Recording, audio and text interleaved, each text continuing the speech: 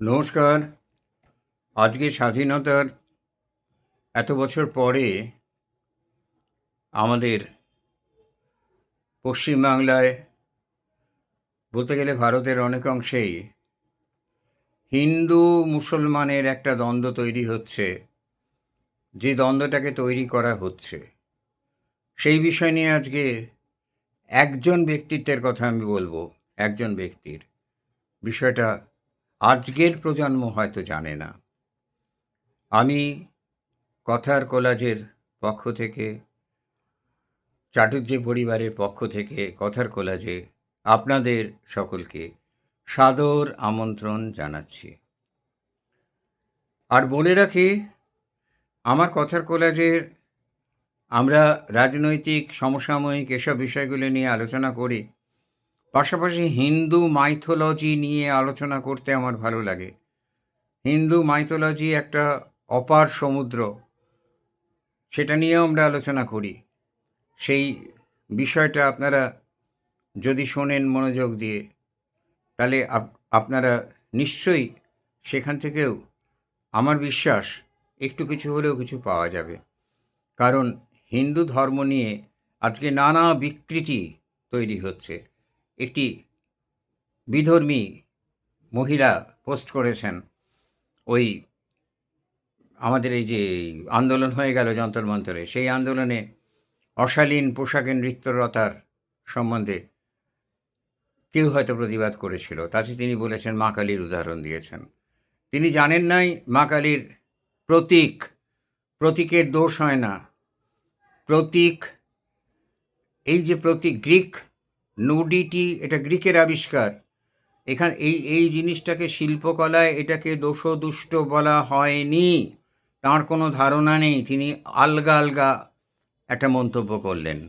এইসব বিষয়গুলো নিয়ে আমাদের চাটুর্যে পরিবারের এই কথার কোলাজে পুরাতত্ত্ব, মাইথোলজি, এসব বিষয়গুলো নিয়ে আমি আলোচনা করতে খুব আগ্রহী। আলোচনা করব, আপনারা অনুগ্রহ করে আলোচনা শুনবেন। যদি ভালো না লাগে শুনবেন না। নমস্কার। এবারে যোগেন মণ্ডলের নাম আমরা জানি, অনেকেই জানি, অনেকেই জানি না। অবিভক্ত বাংলার বিশিষ্ট দলিত নেতা বা নমশূদ্র সম্প্রদায়ের নেতা, পাকিস্তানের প্রতিষ্ঠাতা। যোগেন মণ্ডল হিন্দু, তিনি পাকিস্তানের প্রতিষ্ঠাতা ও আইনমন্ত্রী। 1947 সালে দেশভাগের সময় যে অস্থির পরিস্থিতির সুযোগে অত্যন্ত কৌশলী এবং পররাজ্যলোভী নিষ্ঠুর আগ্রাসী জিন্নাহ মোহাম্মদ আলী জিন্নাহ যোগেন মণ্ডলকে মুসলমান দলিত ভাই, হিন্দু মুসলিম ভাই, খুব সাবধান, মুসলমান দলিত ভাই স্লোগান দিয়ে মস্তিষ্ক প্রক্ষালন করেন। এবং যোগেন মণ্ডল নিজের ভুলে, যেহেতু তিনি নেতা, তাই অসংখ্য দলিত মানুষকে ভুল বুঝিয়ে ভারতের মাটি থেকে ভারতেরই বিস্তীর্ণ একটি অঞ্চল পাকিস্তানের হাতে তুলে দিয়েছিলেন। এই সেই যোগেন মণ্ডল যিনি 1946-এর গ্রেট অ্যাকশন ডে, সেই দিনের মঞ্চে উপস্থিত ছিলেন। সেই যোগেন মণ্ডল যিনি এই বিষয়টা নিয়ে কোনো প্রতিবাদের দিকে যাননি। যোগেন মণ্ডল এখানে জিন্নাহের দ্বারা প্রভাবিত হয়ে দলিতরা যাতে পাকিস্তানে যোগ দেন, জাতপাতের রাজনীতিকে বড় করে দেখিয়ে দলিতদের তার প্রবঞ্চনার ফাঁদে ফেলে দলিতদের বড় অংশকে পাকিস্তানকে ভোট দিতে মনস্তাত্ত্বিকভাবে বাধ্য করেন এবং তারা ভোট দেয়। ওরা তো লেখাপড়া জানতো না, এখনও জানে না, বোঝে না কিছু। ভারতের বুক থেকে চিরকালের জন্য হারিয়ে যায় সিলেট। এই সমস্ত কর্মকাণ্ডটি যোগেন মণ্ডলের। কিন্তু যোগেন মণ্ডলের কি পরিণতি হলো দেখুন। সিরাজের সঙ্গে বিশ্বাসঘাতকতা করে যা পরিণতি হয়েছিল ইউনিভার্সিটির, সিরাজের সঙ্গে বিশ্বাসঘাতকতা করে যা পরিণতি হয়েছিল মিরনের, শশী গুপ্তের যা পরিণতি হয়েছিল ভারতের প্রথম বিশ্বাসঘাতক, সিরাজের পায়ের নাগরা দেখিয়ে ধরিয়ে দিয়েছিল যে মাঝি, সব শাল পোশাক, সব কেউ কিন্তু শান্তি পায়নি। বিশ্বাসঘাতকতার কোনো মাপ নেই। অনেক ছোটবেলায় কালিদাস রায়ের একটা অসম্ভব সুন্দর কবিতা পড়েছিলাম, সব আগামুড়ো মনে নেই। যে লাইনটা বিশ্বাসঘাতক সম্বন্ধে আছে মনে আছে, খুব সম্ভবত আলাউদ্দিন খলজির সময়। তিনি চিতোরের দুর্গের দ্বার দেখিয়ে দিয়েছিলেন জয়মল্ল বা এইরকম নামের কোনো একজন রাজপুত বিশ্বাসঘাতক, বিশ্বাসন্তা।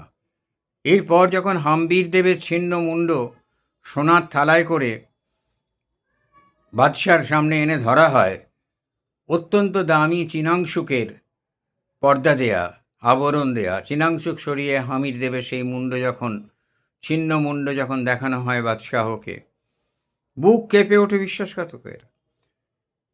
সবাইকে জনে জনে পুরস্কৃত করলেন বাদশাহ এই বিজয়ের জন্য। এবার বিশ্বাসঘাতকের দিকে তাকিয়ে বললেন, নেমোখারাম শোন, তোর দেহে আছে দোঝাখের মতো মন, নিজের জাতির নিজের প্রভুর করিলি সর্বনাশ, আমি বিধর্মী কেমন করিয়া করি তোরে বিশ্বাস, গজ পদতলে অথবা খড়গাঘাতে, কিসে তুই চাস মরণ পুরস্কার, তাই তোরে দিব করিব না অবিচার। অসাধারণ কবিতা। সেই কিন্তু আজও চলছে, কিন্তু মানুষ আজও ভোলেনি। আজও কিন্তু সে বিশ্বাসঘাতকতা করতেই পছন্দ করে আপাত লাভের জন্য।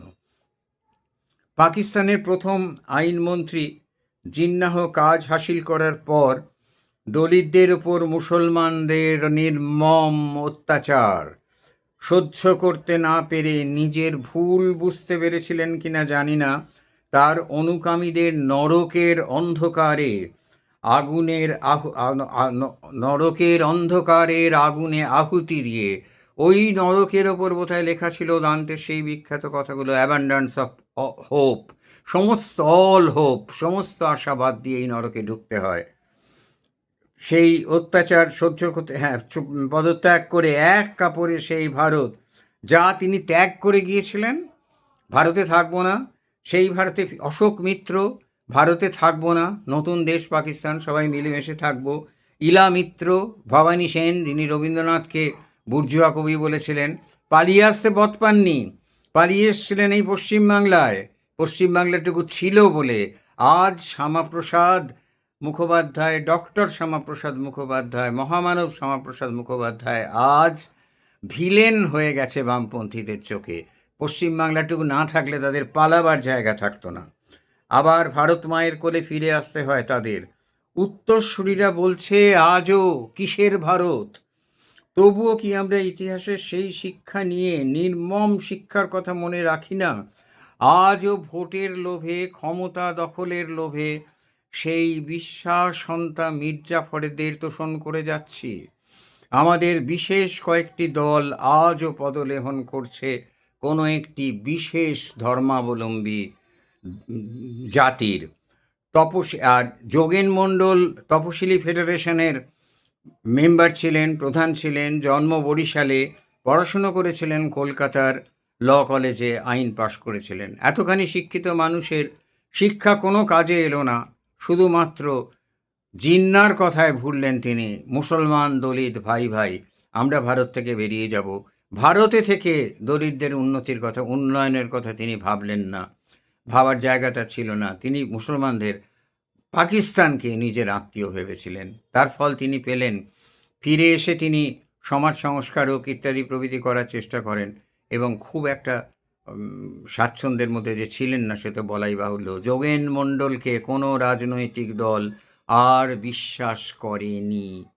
যোগেন মণ্ডলের এরপর তিনি মৃত্যুর পরে শান্তির রাজ্যে গেলেন, না নতুন করে কোনো অশান্তির রাজ্যে প্রবেশ করলেন, সে তো আমরা জানি না। নমস্কার।